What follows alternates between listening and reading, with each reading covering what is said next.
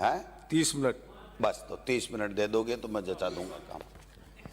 अब आप देखिए सर, अभी हमारे नेता प्रतिपक्ष ने मनरेगा की बात की। मनरेगा की जगह आप दूसरा कानून बीवी ग्राम जी लेकर के आए। क्या कारण? इस मनरेगा को आप मारते रहे, मारते रहे, मारते रहे। एक गरीब को काम का अधिकार दिया था, हर व्यक्ति को देश के अंदर, देश में नहीं विदेश में भी इसकी प्रशंसा हुई थी और एक भी राज्य इस कानून के खिलाफ नहीं था। सबने समर्थन दिया था कि इससे बढ़िया काम का अधिकार कोई दूसरा कानून हो नहीं सकता। मनरेगा के अंदर जो स्थिति बनी है, जब कोरोना आया था तो अगर किसी गरीब को बचाने का काम किया, 2 वक्त की रोटी किसी को खिलाने का काम किया, भूखे पेट नहीं सोए, ये अगर काम हुआ तो वो मनरेगा के कारण से गरीब को लाभ मिला। 2020-21 में मैं बताना चाहता हूं सभापति महोदय, 46 करोड़ मानव दिवस सृजित हुए। 46 करोड़। 21-22 में 42 करोड़, 23-24 में 38 करोड़ और 24-25 में भी 32 करोड़। और आपने साजिशन इसको खत्म करने के लिए एक तरीके से मौखिक आदेश दिए कि नरेगा चलनी ही नहीं चाहिए, स्वीकृतियां होनी चाहिए नहीं चाहिए। और आज जब हम यहां पर देखते हैं तो 25-26 में 15.54 करोड़ रुपए दिसंबर तक और अब तक 18 करोड़ से ज्यादा मानव दिवस सृजित नहीं हुए। 26 करोड़ कम हो गए 20-21 से। आप देखिए सर, क्या हालत बना दी इस नरेगा की। 100 दिवस कार्य दिवस हमने 25 और कर दिए थे स्टेट फंड से, आपने अभी घोषणा की है नए कानून में। 2023-24 में और 24-25 में 5-5 लाख परिवारों को 100 दिवस का कार्य मिलता था। आपके कितना मिला मंत्री महोदय? जब जवाब आए तो बताएं कि दिसंबर तक 46,684 परिवार और अब तक अगर पूरा मिला लिया जाए तो 1,32,000 परिवार। यानी वो गरीब दर दर की ठोकरें खा रहा है। जिस नरेगा ने उसको स्वाभिमान दिया, उसको कमा करके अपना पेट और अपने परिवार का पालन पोषण करने का जो अधिकार काम का दिया, उस काम के अधिकार को आपने खत्म कर दिया। आप नरेगा का पैसा भी नहीं दे रहे हैं, बड़ी बड़ी बातें कर रहे हैं। आप देखिए 23-24 में 561 करोड़ रुपए बकाया थे। 24-25 में मंत्री महोदय 2,604 करोड़ रुपए बकाया हैं। और अगर 25-26 में भी चूंकि काम ही आपने नहीं कराया, 190 करोड़ यानी 3,000 करोड़ से भी ज्यादा आज की तारीख में मनरेगा में पैसा बकाया। 2 साल का पैसा आ ही नहीं रहा है। जो अभी 500-700 करोड़ रुपए आए हैं वो तो बहुत पहले के पैसे आए हैं। आप बड़ी डबल इंजन की डींगे हाँकते हैं, मुख्यमंत्री जी भी बड़ी बड़ी बातें करते हैं, तो फिर नरेगा का पैसा ही नहीं दे सकते तो आप किस मुंह से इतनी इतनी बड़ी बातें कर रहे हैं? गरीब को काम नहीं दे सकते, पैसा नहीं दे सकते। तो मैं समझता हूं कि ये इस तरीके से आपने बहुत बड़ा एक गरीब के साथ में धोखा करने का काम किया है। और जो भी योजना है वो इंप्लीमेंट कौन करता है सर? पंचायत राज के कार्मिक करते हैं। इनका अपना कोई नहीं होता है, जितनी भी योजनाएं हैं। और अगर किसी भी कार्मिक ने अगर काम नहीं किया तो फिर हमारे कृषि और ग्रामीण विकास मंत्री जी को, मदन दिलावर जी जो पंचायत राज मंत्री हैं, इनके सामने घर पे जाके गिड़गड़ाना पड़ता है कि एक बीडीओ, एक ग्राम विकास अधिकारी का तो आप ट्रांसफर कर दीजिए। ये पहली बार हुई है इस प्रदेश के अंदर, किसी भी राज्य में नहीं मिलेगी कि पंचायती राज के साथ में ग्रामीण विकास को अलग कर दिया जाए। लेकिन चूंकि एक आदमी था जो चाहे हम पे असत्य आरोप लगाए, लेकिन माहौल क्रिएट किया सरकार लाने के लिए और उसकी चीर फाड़ कर करके और ऐसे व्यक्ति को दे दिया जो पंचायत राज का पै नहीं समझता, शिक्षा का सै नहीं समझता, ऐसे व्यक्ति को दे दिया। एमएलए लेड में हम लोग डोपटेल कर देते थे, आज डोपटेल की व्यवस्था नहीं है। एमएलए लेड से हम नरेगा में कोई काम डॉकटेल नहीं कर सकते हैं। जो प्रचलित रास्ते थे उसमें हमने सहमति से अधिकार दिया था कि काम कर सकते हैं, वो सारा का सारा कानून आपने बदलने का काम कर दिया है। मैं समझता हूं कि आपकी देखिए स्थिति, माननीय मंत्री महोदय, आप बताना अगर आपके ध्यान में आए तो, प्रधानमंत्री आवास योजना, बहुत बड़ी बड़ी बातें करते हैं सभापति महोदय। प्रधानमंत्री आवास योजना के अंदर आपने 25-26 में मात्र 1,08,073 नए आवास बनाए हैं और उनका पैसा भी आप एफटीओ नहीं करते हैं। 2-2 महीने तक, 3-3 महीने तक उस गरीब को पैसा नहीं मिलता है। आप बड़ी बड़ी बातें ही कर सकते हैं, डबल इंजन की सरकार है, पैसे ला रहे हैं, ये ला रहे हैं, वो ला रहे हैं, लेकिन स्थिति बहुत ही खराब है। आपके एमएलए लेड की स्थिति बताऊं तो अचंभा होगा सबको। एमएलए लेड के अंदर 2025-26 में दिसंबर तक उपलब्ध राशि थी 2,738.84 करोड़ और वे हुए मात्र 705.80 करोड़। एमएलए लेड की बात है। और मात्र 11,063 काम स्वीकृत हुए।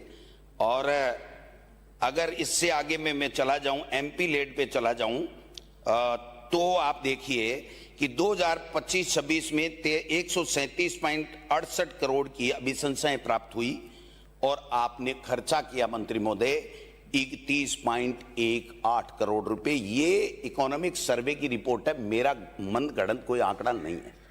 मतलब एमएलए और एमपी लेड का पैसा नहीं दे सकते आप, और एमएलए लेड में तो इतनी आपने पेचीदगियां डाल दी कि पहले पैसा जो मिलता था हमारे समय में कि ग्राम पंचायत को जो एजेंसी होती थी उसको तो आपने रोक दिया। आप पैसा नहीं, पता नहीं किसको देते, 80% पहले काम कराएगा, फिर बीडीओ से उस 80% काम का वेरिफिकेशन कराएगा, बीच में भ्रष्टाचार की भेंट चढ़ेगा, और जो पैसे लगाए उसके बाद में भ्रष्टाचार की भेंट और चढ़ करके लास्ट में जाएगा, उसको पैसा मिलेगा नहीं मिलेगा। ये स्थितियां आपने एमएलए और एमपी लेड की भी बना दी है। इसको आपको देखना पड़ेगा, इसमें अगर कोई दोबारा संशोधन करना पड़े तो आपको करना पड़ेगा। मेवात क्षेत्र विकास, ये तो आपकी प्राथमिकता थी नहीं, लेकिन फिर भी आपने बजट रखा 2025-26 में 100 करोड़ रुपए का प्रावधान रखा। सभापति महोदय, केवल 25.09 करोड़ रुपए खर्च हुआ, केवल 262 काम। अब आप देखिए मेवात क्षेत्र विकास, डांग को ले लीजिए साहब, डांग क्षेत्र विकास योजना को ले लीजिए, 100 करोड़ का 2025-26 में आपका प्रावधान था। खर्चा कितना हुआ? केवल 17.43 करोड़ रुपए, 282 मात्र। एक गांव में हमारे समय में काम, एक ग्राम पंचायत में काम हो जाते थे 2 साल में, वो आपने पूरे प्रदेश के अंदर काम करने का काम किया है। मंगरा क्षेत्र विकास आपका तो लोकप्रिय क्षेत्र है, आपका पसंदीदा क्षेत्र है, इसकी भी 100 करोड़ रुपए का बजट था। खर्चा कितना हुआ? 12.67 करोड़ रुपए और काम मात्र 232। ये इकोनॉमिक सर्वे करी, अगर कोई गलत हूं तो मैं कान पकड़ के माफी मांग लूंगा कि मंत्री महोदय मैंने यहां पर गलत बात कर दी।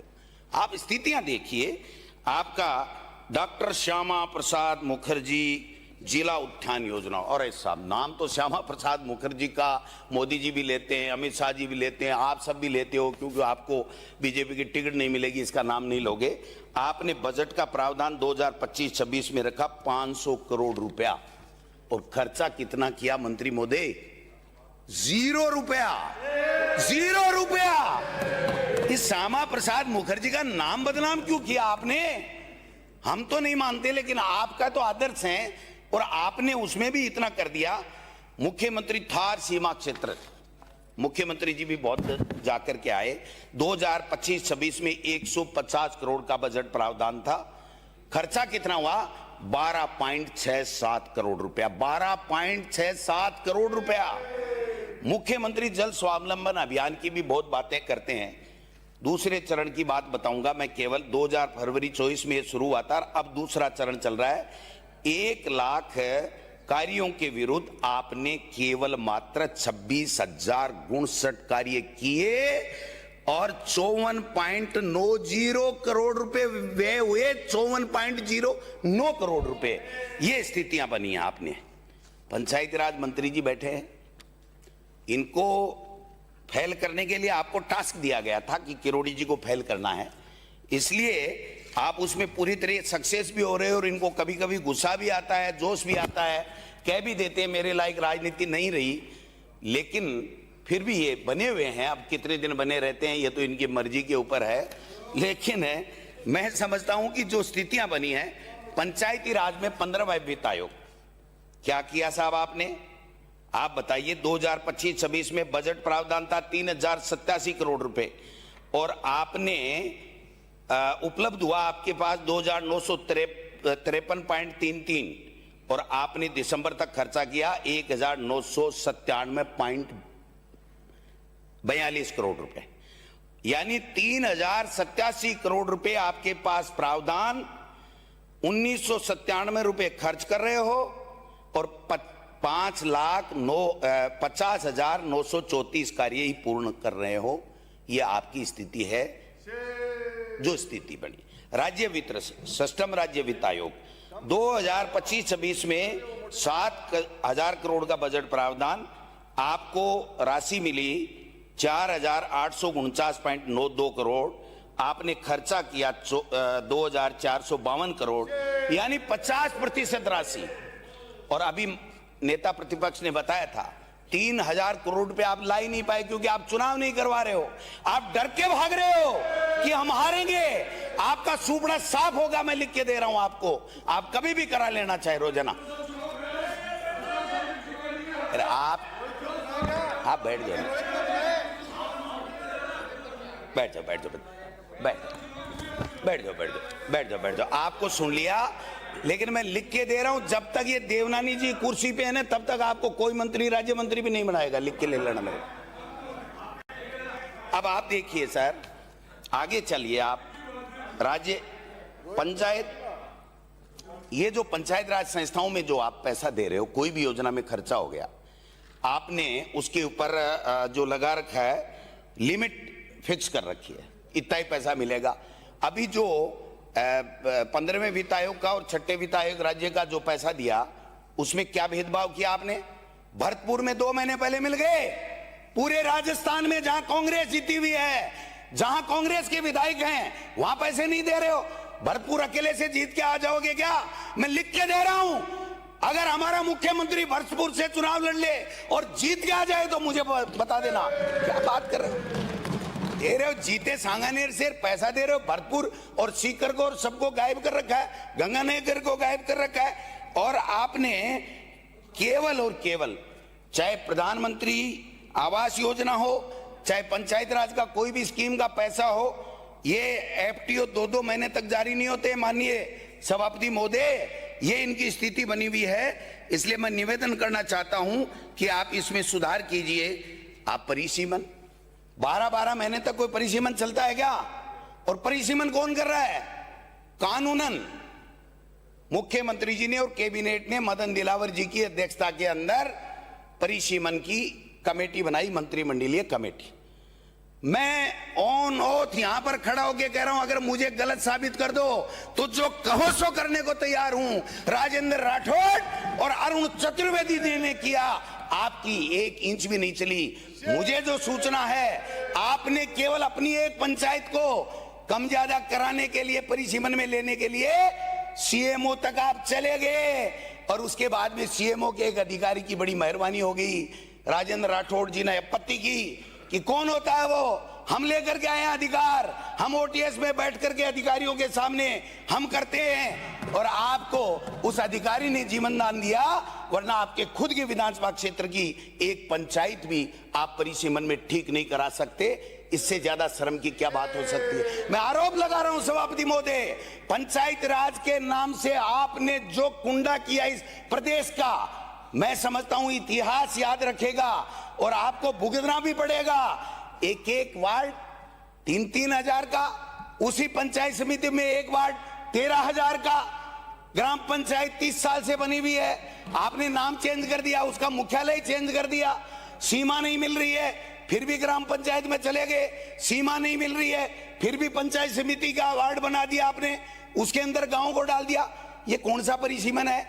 और कह रहे थे ना मंत्री जी, बहुत बड़ी बड़ी बातें आप भी कर रहे थे, मुख्यमंत्री जी भी कर रहे थे, और खर्रा साहब ने तो बहुत ही कहा था। वन स्टेट वन इलेक्शन हो गया क्या? One state one election? आपको कोर्ट ने कहा अप्रैल तक चुनाव कराने हैं और आप फिर सुप्रीम कोर्ट चले गए कि हम सक्षम नहीं है, कि हम सक्षम नहीं है। अगर हमने करवा दिया तो हमारा सुपड़ा साफ हो जाएगा। लेकिन लिख के ले लो, ये राजस्थान की जनता है, वो पिक्चर का डायलॉग है ना, ये पब्लिक है भाई साहब, ये पब्लिक सब जानती है, आपको बता देगी कि आपने क्या किया। क्या बात कर रहे हो आप अधिकारी कर्मचारियों का प्रमोशन नहीं कर सकते, आपकी डीपीसी नहीं करा पाए, माडा में हॉस्टल बने, वो हॉस्टल आप चालू नहीं कर पाए, 15वें वित्त आयोग का अब आगे अप्रैल से कौन सा प्लान लागू होगा उसका कोई ऑप्शन ही नहीं आ रहा है ऑनलाइन, कोई प्लान नहीं बन रहा है सभापति महोदय, कोई प्लान नहीं बन रहा है, सब कुछ गुड़ गोबर कर दिया आपने। अरे पंचायत राज मंत्री इनको दे दो, किरोड़ी जी को, कोई छापे छुपे मार करके कम से कम हलचल तो मचाएं। आप बताओ, चुने हुए जनप्रतिनिधियों को हटा रहे हो, और मैं तो आरोप लगा रहा हूं इस सदन में, इन अधिकारियों के रीढ़ की हड्डी नहीं है, ये बीजेपी के सामने नतमस्तक हो गए हैं। और चाहे जब कोर्ट के आदेश के बावजूद भी उन अधिकारियों को वापस नहीं रखे। लाडपुरा में क्या किया आपने? आपको तो पता ही नहीं होगा, अधिकारी कर देते हैं, सीएमओ से फोन आ जाता है, आपको पता ही नहीं होगा। 3-3, 4-4 बार कोर्ट से आदेश लेकर के आगे और दर्जनों आगे, और इनकी कार्यशैली बताऊं जनप्रतिनिधियों को कैसे करते हैं। एक एमएलए हैं हमारे रमेश खींची साहब, विधायक है कटमूर से, ये एक चिट्ठी लिखते हैं, माननीय मुख्यमंत्री जी, श्रीमती संगम चौधरी कठुमर प्रधान, उनके ससुर व परिजनों द्वारा विधानसभा एवं लोकसभा चुनाव में पार्टी की खुली बगावत की थी, इसलिए इसको प्रधान पद से टर्मिनेट किया जाए। ये है, ये मॉडल है, इसको कहते हैं आपका मॉडल पंचायती राज का, जो पंडित जवाहरलाल नेहरू ने और महात्मा गांधी जी ने जो सपने सजोए थे उसकी धज्जियां उड़ा रहे हो, अब कह रहे हो ताली पीट रहे हो।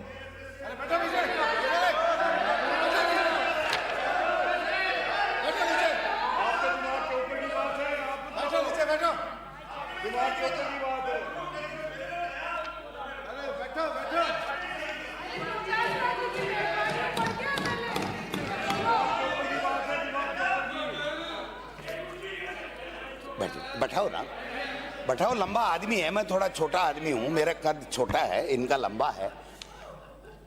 ऐसा है सारण साहब, आप तो मेरे समधी हो, समझा करो बात को।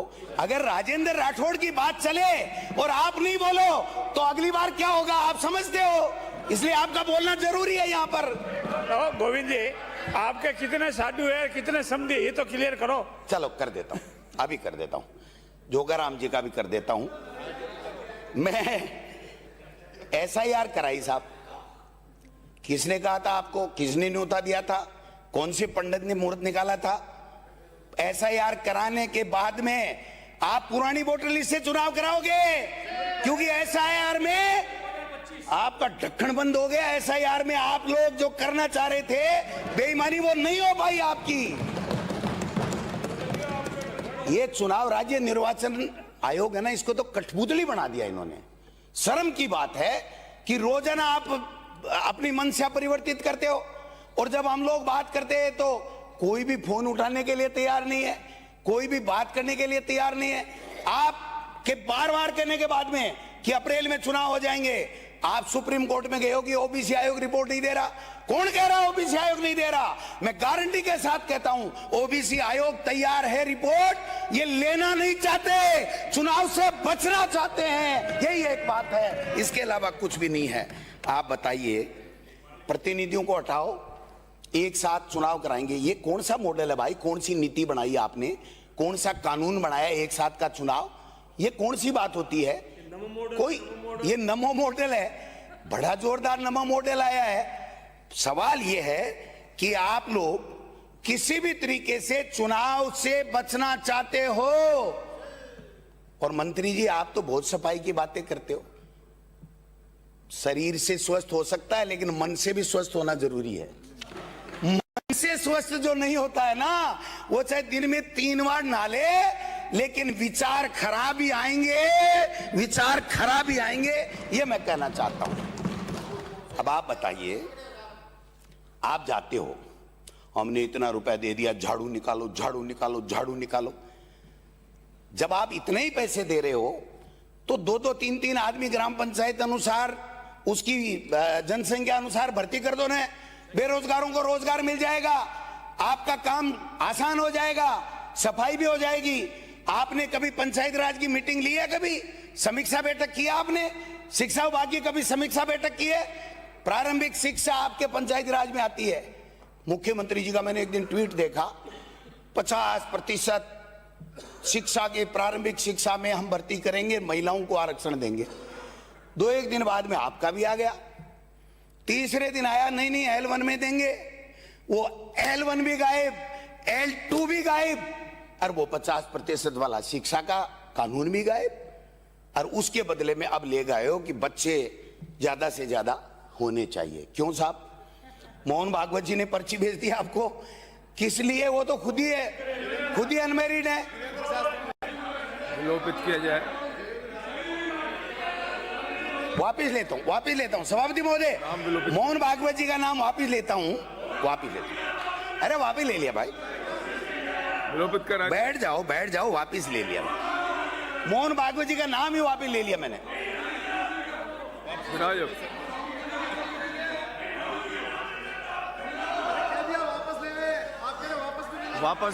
वापस ले लिया नाम। सभापति महोदय, चलो आरएसएस से पर्ची आई, मोहन भागवत जी से नहीं आई, आरएसएस कार्यालय से आपके पर्ची आई, इसलिए आपने कर दिया। एक मैं कहना चाहता हूं, मेरा आरोप है, मंत्री जी आप जांच करा लीजिए, मैं सीधा आप पे आरोप नहीं लगा रहा हूं आपकी तरह। मेरा आरोप है, एक मुकेश महेश्वरी नाम का एससी है आपके यहां, वो हर कंस्ट्रक्शन पे, हर पंचायत समिति में जाता है, धमकाता है और कहता है एक पंचायत समिति की बिल्डिंग जो बन रही है उसमें 10 लाख रुपए मेरे को घूस के चाहिए। मेरे नेचवा में अध्यक्ष महोदय, पहले नोटिस दिया सिवा किसी अधिकारी पर आरोप नहीं लग सकते। नोटिस दे, एक्सप्लेनेशन ले, ऐसे नहीं लगा सकते आरोप। अधिकारी का पक्ष ले रहे हो? पहले नोटिस दो, इन पे लगा ही नहीं रहा, मैं इन पे लगा ही नहीं रहा। अधिकारी पर माननीय सदस्य बिना तथ्यों के, या तो तथ्य हो तो तथ्य रखे आप, ऐसे है ना? अधिकारी का नाम तो रखे। आप अधिकारियों को क्यों बचा रहे हो? मैं नहीं बचा रहा, पर क्यों बचा रहे हो? अधिकारियों का आप नाम मुकेश महेश्वरी, आपके पास कोई तथ्य इनके नाम का दुरुपयोग करता है, मंत्री जी के नाम का। मैं मंत्री जी पे आरोप नहीं लगा रहा, क्योंकि ये तो छोटी रकम लेते ही नहीं है। अधिकारी पर भी यदि आपके पास कोई तथ्य है तो तथ्य ये काम करते ही नहीं है। मैं निवेदन करना चाहता हूं कि मंत्री जी, मेरी बात में अगर असत्यता हो तो मैं सार्वजनिक रूप से ये कहूंगा कि मैंने गलत बात कही, मैं इसके लिए सॉरी फील करूंगा। लेकिन मैं सही कह रहा हूं कि मुकेश महेश्वरी नाम का बेजा इस्तेमाल करता है, पूरे डिपार्टमेंट में बदनाम है, हर जगह जहां जहां भी गया है वहां पर उसने बेईमानी करने का पूरी कोशिश की है। आप कृपया उसको दिखवाएं, अगर अच्छा समझते हो तो, नहीं समझते हो तो मुझे कोई आपत्ति नहीं है। सवाल यह है, मेरा काम था कहना। आप मंत्री महोदय मंत्री बने, आपने प्रतिनियुक्ति के लिए कहा कि 3rd ग्रेड का टीचर जिले की नौकरी में होता है। आई एग्री, जिले की नौकरी होती है। जो एलडीसी है पंचायत राज में, वो स्टेट का है क्या? वो भी जिले की नौकरी है। जिले की नौकरी है, उसको आप ट्रांसफर नहीं कर सकते। आपने हजारों के लगभग ग्राम विकास अधिकारियों को डेपुटेशन पे एक जिले से दूसरे जिले में लगाया। भ्रष्टाचार की बू आती है ऐसे काम करने से, आपको बचना चाहिए। और हो सकता है आपको पता भी नहीं हो, अधिकारियों ने चेप दिया मीटर, ये भी हो सकता है।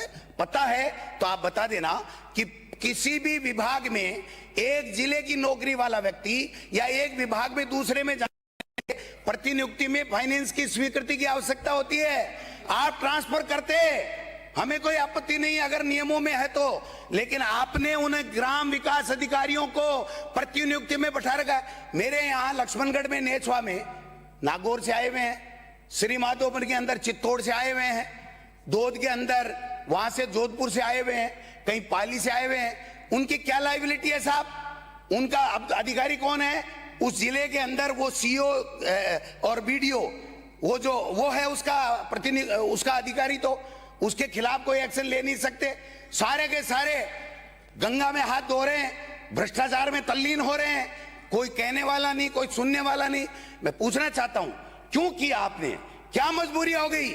और एक खंडेला पंचायत समिति, हमारे सुभाष जी बैठे हैं, मैं किसी पर आरोप नहीं लगा रहा, आप जांच कर लेना। इस खंडेला पंचायत समिति में जितने एलडीसी के पंचायत राज में पद स्वीकृत हैं, उससे ज्यादा ग्राम विकास अधिकारी या एलडीसी बैठे हैं कि नहीं बैठे हैं, और वो भी डेपुटेशन से। तो करना क्या चाहते हो, जाना कहां चाहते हो, करना क्या चाहते हो? ये बात तो समझ में आ गई कि किरोड़ जी को थकाना है, इनको छकाना है, इनकी पॉपुलैरिटी नहीं बढ़ जाए, ये डिप्टी सीएम नहीं बन जाए, इसलिए आपको लगा रखा है इनके पीछे कि इनकी योजनाओं की गति को धीमा कर दो और सारी की सारी खत्म कर दो। लेकिन किरोड़ी जी साडू हो मेरे, चिंता मत करना, आपने तो जो किया वो आप पाओगे, लेकिन मैं आपके साथ में हूं।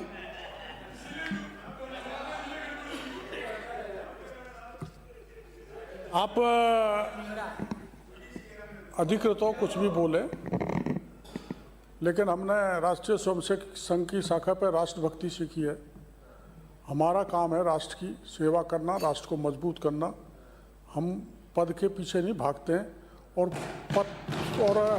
हम गीत गाया करते थे, वहाँ गीत गाया करते थे, पथ का अंतिम लक्ष्य नहीं है सिंहासन चढ़ते जाना, सब समाज को लिए साथ है, आगे है बढ़ते जाना।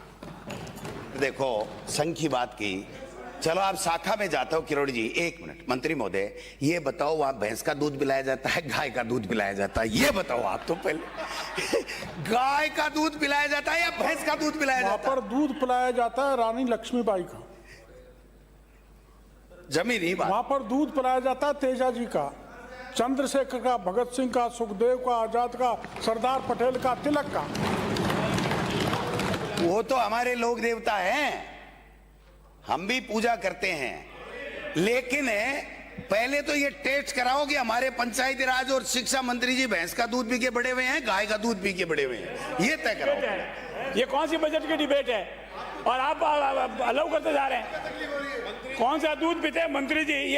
ये डिबेट है, डिमांड है। बता देंगे तो आपको क्या तकलीफ है? आपको क्या तकलीफ है? डिबेट मुझे तकलीफ है, ये बता दीजिए। खुद ही सिफारिश की है गाय का दूध पीना चाहिए, भैंस का नहीं पीना चाहिए, खुद मंत्री जी कह रहे हैं। अब फालतू बात अगर हाँ, इन्होंने कहा है कि बुद्धि भ्रष्ट हो जाती है। जब मंत्री जी स्पीच दे रहे थे ना सभापति महोदय, जब मंत्री जी स्पीच दे रहे थे तो ये मुख्यमंत्री जी के पास में मिलने गए हुए थे, इनको ध्यान में नहीं है इसलिए मैं ध्यान में ला रहा हूं कि गाय का दूध पिए हुए हैं या भैंस का दूध पिए हुए हैं। ये मंत्री डोटासरा जी, आप जैसे पढ़े लिखे लोगों की हालत देख के मंत्री ने कहा कि गाय का दूध पियोगे तो बुद्धिमान बनोगे, ऐसे नहीं बनोगे। अब मैं निवेदन करना चाहता हूं, सुनिए सर, सभापति महोदय मैं कंक्लूड करता हूं। मैं निवेदन करना चाहता हूं, जब आपकी एसआईआर नई के मुताबिक वोटर लिस्ट आ गई, आप चुनाव पंचायत राज नगर निकाय के नहीं करा रहे हो, तो आप पुरानी वोटर लिस्ट से चुनाव क्यों करवाना चाहते हो? नहीं, अलग होती है, कोई अलग नहीं होती है, और एमएलए एमपी की नहीं वोटर लिस्ट होती है। ये क्या बात कर रहे हैं? नहीं है, इनको नॉलेज ही नहीं है, वो अलग होती है, ये अलग होती है।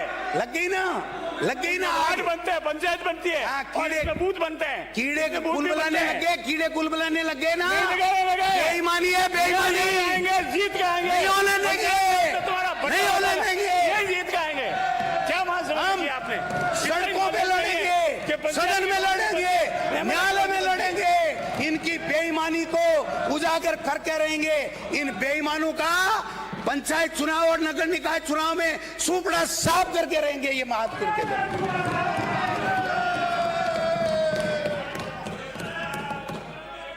3,000 करोड़ रुपए का चूना लगा रहे हो, पंचायत चुनाव नहीं करवा करके खत्म कर रहे हो ग्रामीण विकास को। बैठ जाओ, बैठ जाओ, बैठ जाओ, बैठ जाओ। वकील बीच में तभी खड़ा होता है जब उसको फीस मिलती है, आपको फीस थोड़ी दी। दिखाते हैं, अपनी डिबेट कीजिए और आसिन को संबोधित कीजिए, इतना सीखिए। आता जाता टक्का ही नहीं। बैठ जाओ। सीएम साहब ने नोट कर लिया, ये जाके बता देंगे अधिकारी। कौन होटलों में बंद रहे और बिरला ऑडिटोरियम में क्या भाषण दे, ये हमारी कल्चर नहीं है। बिरला सुनो, छोड़ो बिरला ऑडिटोरियम में। आपने खुद ने कहा था जोधपुर में एयरपोर्ट में घुसने नहीं दिया कि जो 1 लाख रुपया मुख्यमंत्री को देता है ना, वही अंदर जा सकता है। ऐसी बातें हैं, क्या बात कर रहे हैं? रहने दो मेरे से। मेरा नाम गोविंद डोटासरा है। अगर सांस भी निकाल लिया साधु साहब को पूछ लेना, ये सही बैठा रहे हैं, वरना मैं चौकड़ी बुला दूंगा बीच में बोलते। चौकड़ी बुला सकते हैं, याद रखना। बैठ जाओ। तुम माननीय सभापति महोदय, बिराजिए। चौकड़ी कौन भूलेगा? अभी तो 2000 करोड़ रुपए का मिड डे मील का मामला अटका हुआ है, आ रही है फंदा।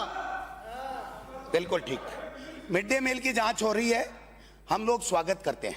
लेकिन मंत्री जी, 6 केस हैं 14 में से जिस पे आप हाईकोर्ट से बेल पे हो, उसकी बात करो। रहने दो, कैसे लेकर के आया हूं आपका पूरा लेकर के आया हूं। माननीय सभापति महोदय, मैं माननीय सभापति महोदय, हाईकोर्ट के मेरे ऊपर वो अंदर 6 केस है केसों में कि मैंने राष्ट्रीय अध्यक्ष 6 केसों में की हत्या कर ली जेल है। में बैठे, और 300 का केस है। जिस प्रकार का केस लगा आप जेल के सलाखों में होते, और केस ये क्यों मैं लगाएंगे? अगर आप मेरे ऊपर जयपुर में अगर संजय हाईकोर्ट सर्कल से थाने में नहीं आते, केस दर्ज करा, आप जेल के सलाखों में होते, आप जेल के सलाखों में होते। बेल पे होना कोई बढ़ाइए, मेरे बेल पे तो नहीं है। नो, बिराजिए। मेरे बराबर के नहीं हो। आप बिराजिए, मानिए। आप भैंस का दूध पीते हो, मेरे बराबर के नहीं हो। मानिए, बिराजिए। कर रहा हूं ना, 6 केसों वाली बात तो इन्होंने छेड़ी, तब मैंने छेड़ी। बहुत हो गया, समय हो गया। मैं तो कहता ही नहीं हूं। बात ऐसे यही नहीं। है। अब बिराजिए। लबे लबा, आखिरी में 2 मिनट कंक्लूड कर रहा 1 हूं। मिनट में अपनी बात समाप्त। 1 मिनट। मनरेगा को खत्म मत करो, आपको गरीब की हाय लग जाएगी। पंचायती राज नगर निकाय के चुनाव कराओ, राजस्थान को बर्बाद मत करो। और पंचायती राज और ग्रामीण विकास मंत्रालय किसी भले आदमी को दो, पंचायती राज इनसे हटाओ और शिक्षा हटाओ। अगर प्रदेश को बचाना है तो श्री ये राजेंद्र उजूल बाबू, बातों से कुछ नहीं होगा। माननीय सभापति महोदय, जैसा गोविंद सिंह डोटासरा ने भ्रष्टाचार के ऊपर जो बात कही है, जैसा भ्रष्टाचार के ऊपर बात कही है, अगर डोटासरा जी में हिम्मत है, डोटासरा जी हिम्मत है, नैतिकता है, बताइए। अशोक गहलोत जी के सामने शिक्षक सम्मेलन में सब लोगों ने कहा था कि ट्रांसफर पे पैसे लिए जाते। अगर उस बात में हिम्मत हो, बताइए उस बात पे। अशोक गहलोत जी के सामने, मुख्यमंत्री के सामने ट्रांसफर पे पैसे लेने में सारे शिक्षकों ने 2-2 हाथ खड़े करके बोला था। एक शब्द आपसे नहीं बोला गया, एक शब्द आपने। भ्रष्टाचार पे बात करना आसान है, लेकिन जब बात आएगी उसका जवाब देना भी होगा। रही राहुल गांधी से लेकर के सोनिया गांधी तक नेशनल हेराल्ड के केस में बेल पर है, आप उस पर भी बात करो। राहुल गांधी, सोनिया गांधी के बेल पर। बिराजिए। श्री राजेंद्र बाबू, आप भी बिराजिए। बिराजिए। माननीय माननीय अध्यक्ष महोदय।